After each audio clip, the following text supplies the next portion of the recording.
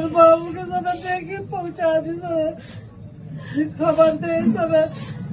तो भाई ये चाची का घर अब पिपरा का छाप आई वहां से हमारे दुकानी पाइल वाली इनकर एक जनी बालक बानो जो बाहर से 3 दिन पहले चलल बानो आज राजस्थान के बेलूरा स्टेशन से भाई हमें फोन कैले रहना हो। तो भाई आप लोग से रिक्वेस्ट भाई फोटो अगर भाई लोगों के तो थोड़ा सा दिमाग इनका काम नहीं करता। इनके यूपी में गोरखपुर चाहे बनारस का गाड़ी केहू भी पकड़ा दो ये महतारी बाप का रो रो के बुरा हाल बा। और भाई का थोड़ा सा दिमागी मतलब दिमाग सही नहीं बा।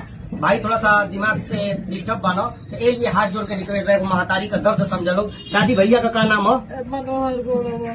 मनोहर गोड़ वो पिपरा का छाड़ कहूंगा यूपी उत्तर प्रदेश में पड़ेला। भाई का फोटो अगर केहू भी भाई के लऊ के इस समय राजस्थान में हमारे जे भी दोस्त तैयार होके प्लीज आप लोग से रिक्वेस्ट बा बेलूरा स्टेशन के आसपास का केहू होके भाई का फोटो बा बस स्टैंड पर बेलूरा में बाना।